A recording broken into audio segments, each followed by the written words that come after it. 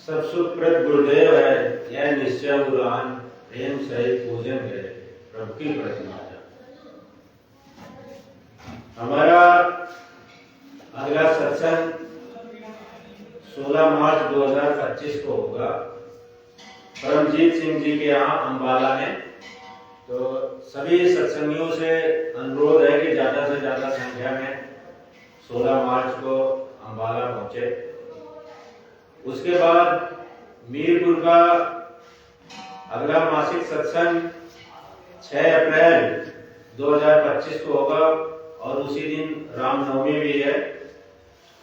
तो सभी सत्संगी आने का कष्ट करेंगे, क्योंकि सत्संग ये ऐसी निर्मल गंगा है जो हमारे पापों को धोती है। क्योंकि सद्गुरु कबीर साहब कहते हैं कि कबीर वो दिन याद कर, पग ऊपर कर शीश और गगन मंडल में आए कर घिसर गिरा करती।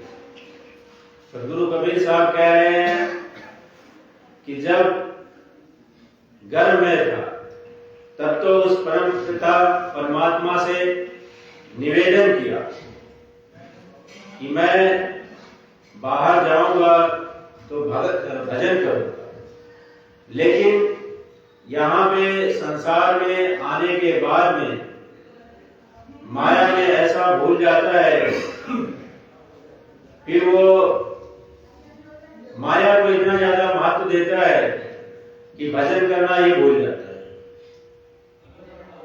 और बहुत सारे लोग भजन करते भी हैं, तो किसका करें इसमें भ्रमित हो जाते हैं।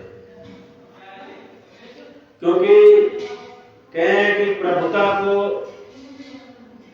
सब भजे, प्रभु को भजे न कोई, और जो कोई प्रभु को भजे तो प्रभुता दासी हो। लोग ज्यादातर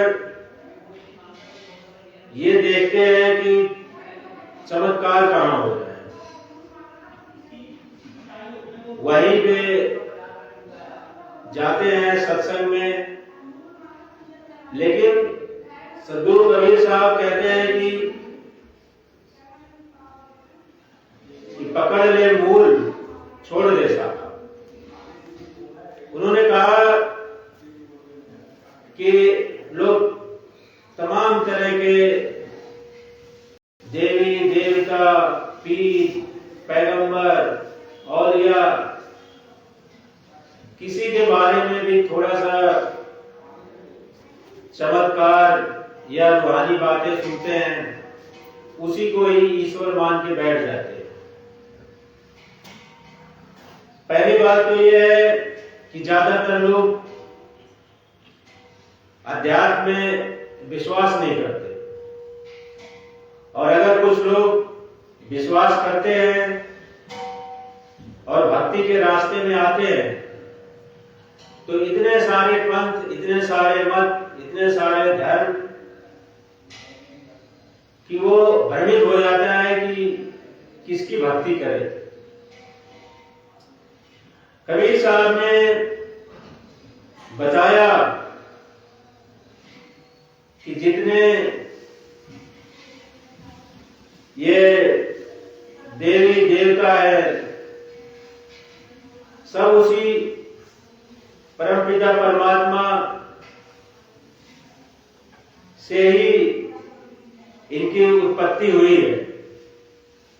लेकिन संसार के लोग इनके द्वारा किए गए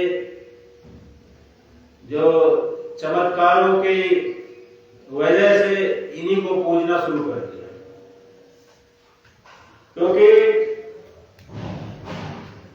कहते हैं कि निवल सबल जान के नाम धरा करती, कहे कबीर जन्मे मरे ताए जरूर नहीं सी।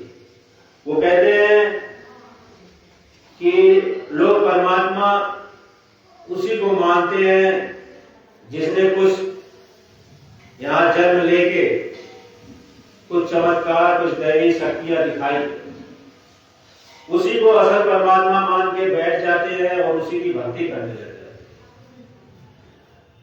लेकिन सदगुरु कबीर साहब कहते हैं कि जो जन्म लेता है, चाहे वो निबल हो या सबल हो, मैं उसके सामने सर नहीं झुकाऊंगा। क्यों? क्योंकि उसने वो जन्म और मरण के बंधन में, क्योंकि वो जन्म लिया है और मरता है। लेकिन सदगुरु कबीर साहब ने कहा है कि जो आता है, जो जाता है, वो असल नहीं हो सकता है। उन्होंने कहा है कि असल एक है और नकल अनेक है, क्योंकि ये मनुष्य जन्म बहुत अनमोल है। क्योंकि अगर नकली परमात्मा को असली मान के बैठ गए और उसकी आराधना में अपना पूरा जीवन व्यतीत कर दिया, तो जैसे साइकिल की एक रेंज होती है, ट्रेन की होती है, फिर बाइक की अपनी होती है और हवाई जहाज की अलग होती है। तो सबकी अपनी अपनी सीमित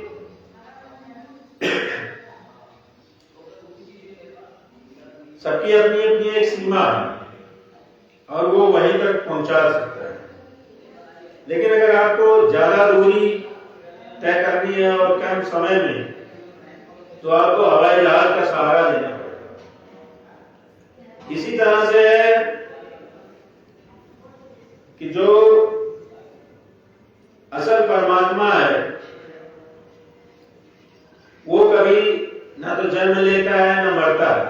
तो गुरु कबीर साहब ने कहा कि साहेब सबका बाप है, बेटा किसी का ना है, और बेटा होके उतरा सो तो साहेब। उन्होंने कहा कि जितने भी अवतार हैं वो असल परमात्मा नहीं है, लेकिन ज्यादातर संसार के लोग इन्हीं की आराधना में, इन्हीं की साधना में, इन्हीं की पूजा में अपना जीवन व्यतीत कर देते हैं। सदगुरु कबीर साहब ने ही लोगों को बार बार समझाया कि जो हमारा असल पीयू है वो कहीं आता जाता नहीं है। कह रहे हैं किसी जो चीज बनी है वो बिगड़ेगी, और जो परमात्मा, असल परमात्मा है, वो किसी से बना नहीं है, वो किसी पदार्थ में नहीं आता। इसीलिए कहा कि आवे न जावे, जन्मे और मरे नहीं, ऐसा पीयू हमारा हो, और ना पृथ्वी जननी ने जन्म और ना कोई सृजनहार। जो असल परमात्मा है उसको बनाने वाला कोई नहीं है। क्योंकि सदगुरु कबीर साहब ने कहा बार बार कि जो बना है उसका विनाश निश्चित होगा। चाहे ये चांद है, सूरज है, पृथ्वी है, नवग्रह है, सबकी एक सीमा है। एक सीमा अवधि पूरी होने के बाद में इनका भी विनाश निश्चित है। ये आकाश का भी विनाश होगा।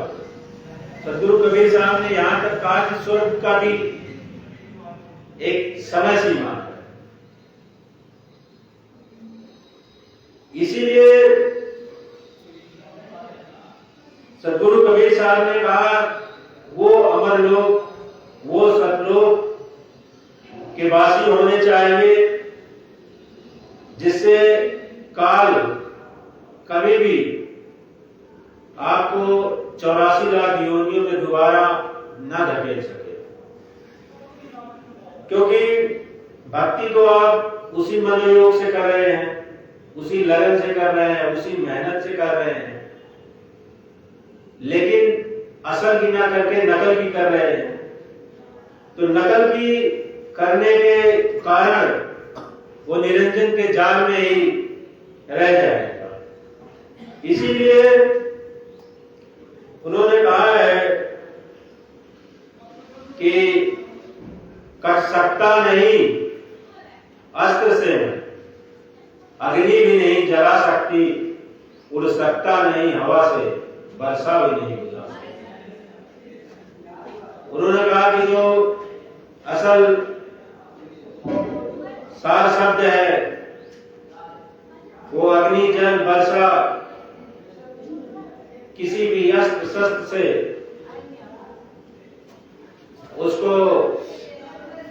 उसका विनाश नहीं किया जा सकता। और भी जो हमारे संतों ने कहा है कि ये शाखाओं और ये पत्तों की भक्ति करना छोड़ दो, क्योंकि शाखाओं और पत्तों की भक्ति करके जो मूल ठिकाना है वो मिलने वाला नहीं है। इसीलिए गुरु नानक साहब ने भी कहा है, एको सुमिरो नानका जल थल रहो समाय, और दूजा काहे को सुमर जन्मे थे। गुरु नानक साहब ने भी कहा है, उस एक ही सत्पुरुष की बात की है उन्होंने कि उस एक को ही सुनो, उसका सिमरन क्यों करना जो जन्म लेता है और मर जाता है। क्योंकि जो जन्म लेता है और जो मरता है वो आपको मूल ठिकाने पे नहीं पहुंचा सकता।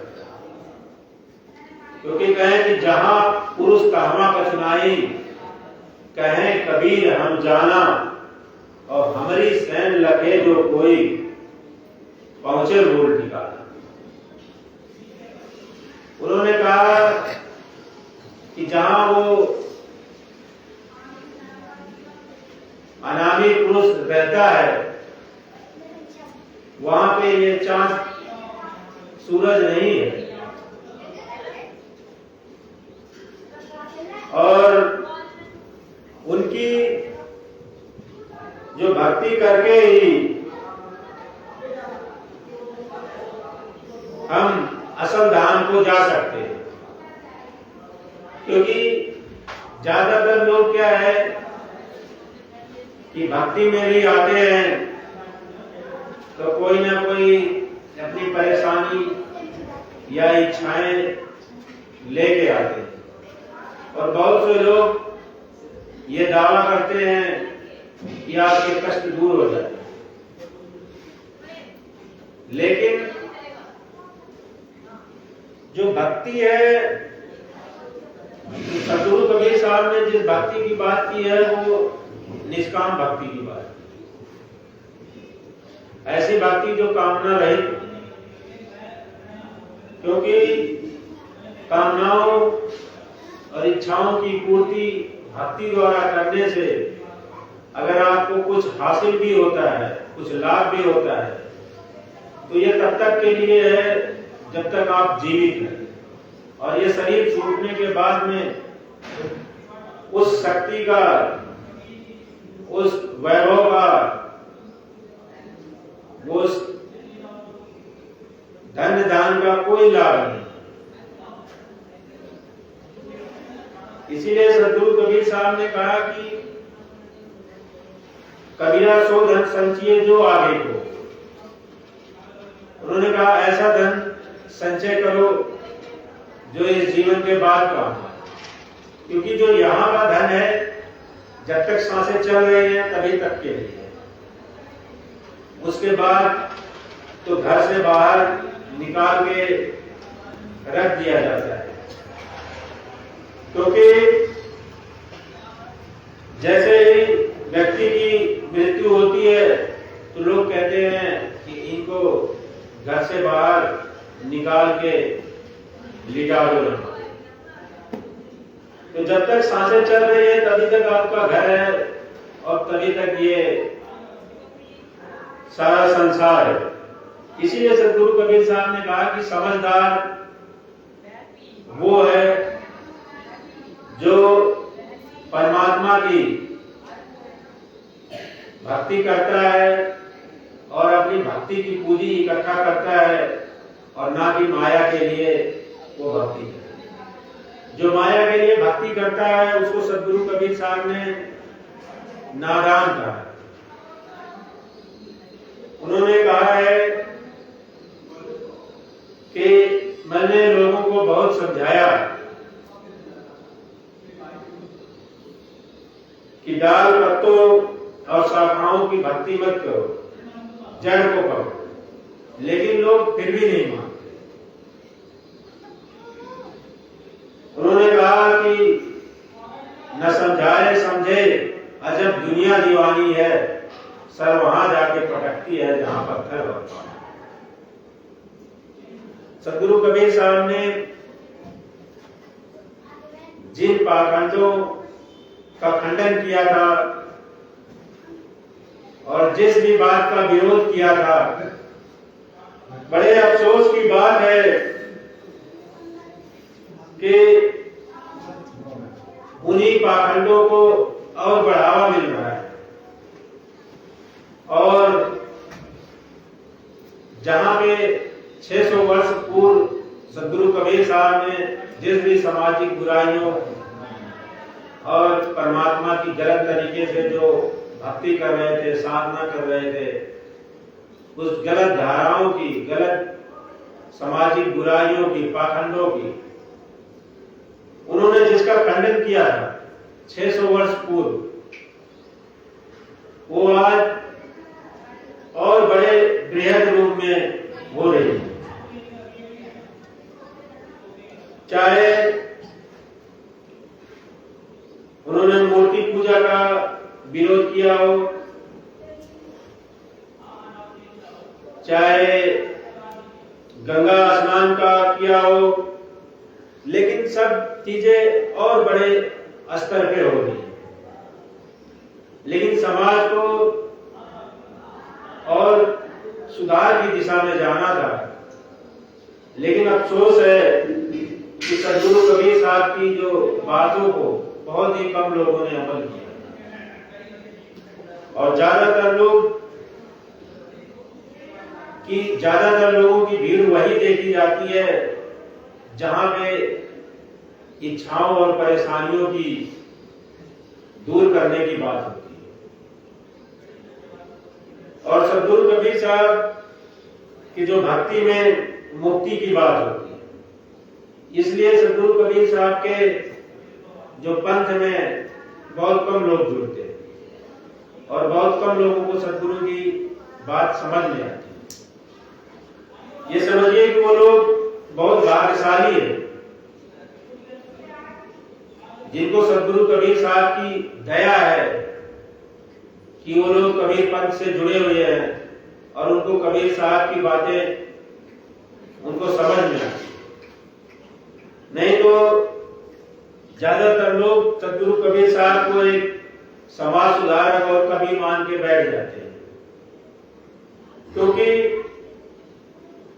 सदगुरु कबीर साहब का उस तरह से प्रचार प्रसार नहीं किया गया जितना और लोगों द्वारा और लोगों के पंथों में हुआ। इसीलिए लोगों की किताबों में, स्कूल की किताबों में भी ऐसा पढ़ाया जाता है कि उनको लोग एक सामान्य कवि और एक समाज सुधारक की उनके मन में छवि बनी रहती है। वो जो स्कूल के टाइम पे जो व्यक्ति पढ़ता है वह उसको एक मन में एक छवि बन जाती है, हाँ ये ऐसे। इसीलिए सदगुरु कबीर साहब को समझना, जानना बड़े सौभाग्य की बात है और बहुत ही जिसपे उनकी कृपा दृष्टि है उन्हीं को ये बात समझ में आती है। इसीलिए कहा कि जब लग भक्ति सकाम है तब लग निष्फल सोय। कहें कबीर वह क्यों मिले निकामी निकले। कह रहे हैं कि लोग सकाम भक्ति की कामना लेके भक्ति करते हैं और कह रहे हैं कि अगर उस असल परमात्मा को पाना है तो वो तो इच्छाओं से रहित है और कामनाओं से परे, तो उसको कैसे हासिल किया जा सकता है? जो इच्छाओं से परे है उसको इच्छाओं के द्वारा कैसे प्राप्त किया जा सकता है? इसीलिए जो आजकल भक्ति भी लोग सोचते हैं मीठी गोली की तरह होनी चाहिए, जो नीम की पत्ती की तरह कड़वी ना हो। इसलिए लोग ज्यादा, अगर कोई कहे कि मेहनत करनी है भजन में साधना में, तो लोग उससे दूर भागते, क्योंकि ज्यादातर लोग क्या करते हैं कि जैसे घर में एक मूर्ति रख लिया, जैसे आजकल लोग बहुत ज्यादा लड्डू गोपाल की मूर्ति रखते हैं, उनको कपड़ा पहनाते हैं, उनको नहलाते हैं, धुलाते हैं, अगरबत्ती सुबह शाम करते हैं। कबीर साहब ने इस भक्ति को कहा है ये गुड्डे गुड्डियों का खेल है। जैसे बचपन में जब बच्चे छोटे होते हैं तो वो छोटे छोटे मिट्टी से मूर्तियां बनाते हैं और उसके साथ खेलते हैं। वो सतगुरु कबीर साहब ने कहा कि ये इसी तरह से। अब लोग क्या करते हैं कि लड्डू गोपाल के तो कपड़े बदले जा रहे हैं, उनको नहलाया जा रहा है समय समय से, लेकिन अगर सास और ससुर वृद्ध हैं और चारपाई पे हैं तो उनके कपड़े समय से नहीं बदले जा रहे, क्योंकि लोग उनको लड्डू गोपाल नहीं समझ रहे। अपने माता पिता को, अपने सास ससुर को एक लड्डू गोपाल की तरह ही अगर वो उनकी सेवा करे तो वो खुश होंगे और दुआएंगे। लेकिन दिक्कत क्या होती है, लोग अपने माँ बाप को तो माँ बाप मानते हैं, लेकिन ससुराल में सास ससुर को अपना माँ बाप मानने में उनको दिक्कत होती है। और कहीं ना कहीं सास ससुर भी अपनी बेटी को तो बेटी मानते हैं, लेकिन बहू को बेटी मानने में उनको दिक्कत हो जाती है। इसीलिए समस्याएं आती हैं। अगर सास और ससुर अपनी बहू को भी बेटी मान ले और बहू भी अपने सास ससुर को माता पिता मान ले तो ये समस्याएं खत्म हो जाएंगी। लेकिन सोच सोच का फर्क है और इसी से समाज में जो दिक्कतें आती, क्योंकि आजकल जैसे बहुत प्रचार हो रहा है कि राधे राधे जपो और मुक्ति हो जाएगी। तो बहुत सारे लोग सोशल मीडिया के माध्यम से प्रभावित भी हो रहे हैं और इसका जाप भी कर रहे हैं। और साथ में उदाहरण भी दिया जाता है कि नानक नाम जहाज है चढ़े सुर के पार। तो लोग और प्रभावित होते हैं कि नाम की महिमा है, इसको नानक साहब भी कह रहे हैं। लेकिन जो गुरु नानक साहब हैं, उन्होंने जिस नाम को जहाज कहा है वो काया नाम नहीं। लोग क्या है, काया नाम को ही नाम समझ लेते हैं। इसीलिए सतगुरु कबीर साहब ने कहा है कि काया नाम सबे जग जाने और विदेह नाम बिरला पहचाने। उन्होंने कहा कि उस विदेह नाम को जानने की आवश्यकता है, क्योंकि जैसे भगवान विष्णु के 10 अवतार हुए, तो 10 अवतार में अलग अलग चेहरे थे, लेकिन वो कौन सा रूप है जिससे कि उनको पहचाना जा सकता है कि हाँ ये। अब अलग अलग अवतार में अलग अलग चेहरे हैं, अलग अलग उनके, किसी में 2 हाथ है तो किसी में 4 हाथ है। अब उसको कैसे पहचाने? तो सतगुरु कबीर साहब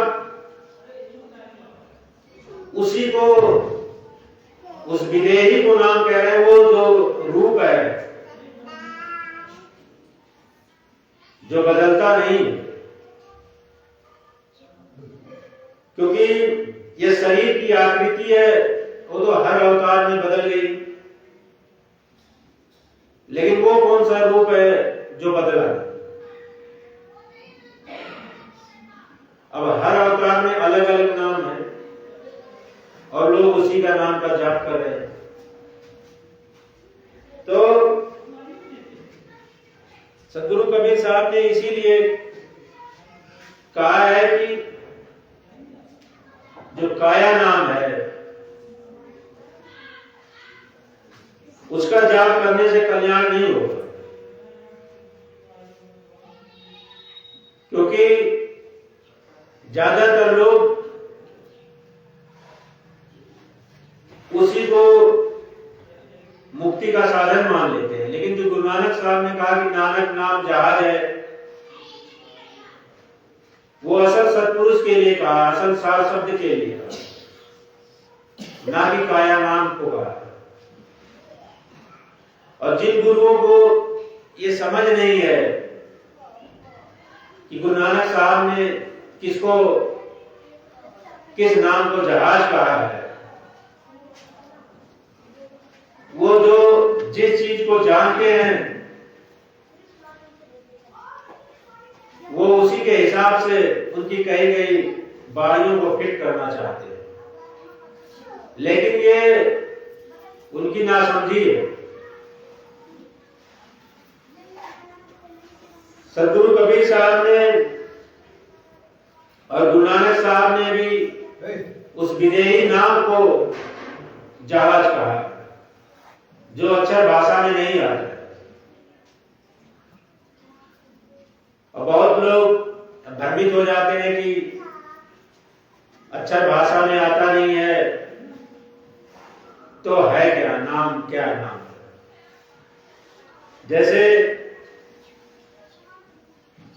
बर्फी होती है तो बर्फी एक पदार्थ का नाम है, लेकिन बर्फी अलग चीज है। उसको खाएंगे तो उसके स्वाद का पता लगेगा। आग है तो आग अलग है और आग का नाम है। इसी प्रकार जल है तो जल, उसको हाथ में छू के देखेंगे, उससे नहा के देखेंगे तो उसका अलग अनुभव मिलेगा, लेकिन उसका नाम जल है। अब अगर जल जल कहते रहेंगे तो प्यास नहीं बुझेगी। इसी तरह से अगर आग आप कहेंगे तो उससे जलन महसूस नहीं होगी। इसी तरह से काया नाम भी कहने से मुक्ति संभव नहीं। इसीलिए वो विदेही नाम जानना आवश्यक है और काया नाम में उलझने की आवश्यकता नहीं।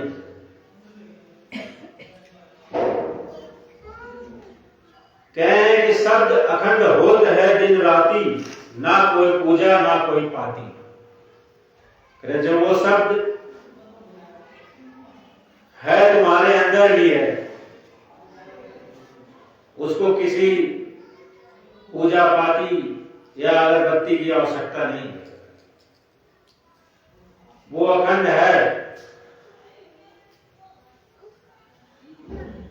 इसीलिए सदगुरु कबीर साहब ने कहा कि संतो शब्द साधना कीजिए।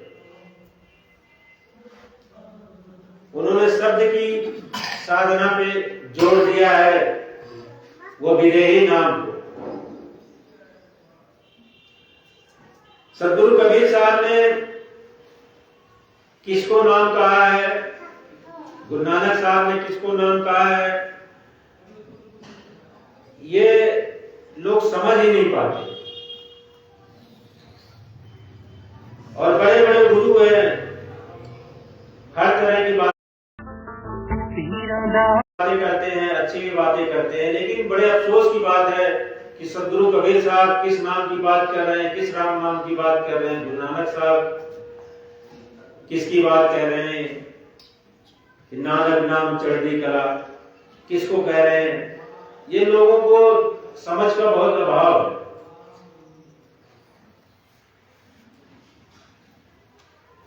इन लोगों ने हमेशा विदेही नाम को ही नाम कहा है और ये भी कहा है कि देही मां विदेह है साहब शब्द सुर। वो विदेही नाम तुम्हारे अंदर ही है। इसीलिए संतों ने उस शब्द की साधना के लिए जोर दिया है और लोगों को समझाया कि शब्द ही मूल है और उसी की साधना करने से ही मुक्ति संभव है।